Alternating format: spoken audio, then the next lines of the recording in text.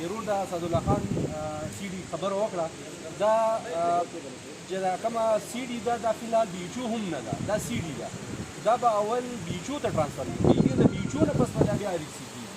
او د دې لپاره باقاعده د دې چې کومه ډیټا ده لکه لایک موږ به وایو چې سی ډي کې دا د ورځې څومره مریضان دي د هغه پیشنټ په بیس پر ډیټا جوړېږي چې بالفرض دا د بي ایچ او قابله وه نو دا به بیا موږ دې ته به کوم فنډ چې دی هغه بیا موږ د بي ایچ او ورکړو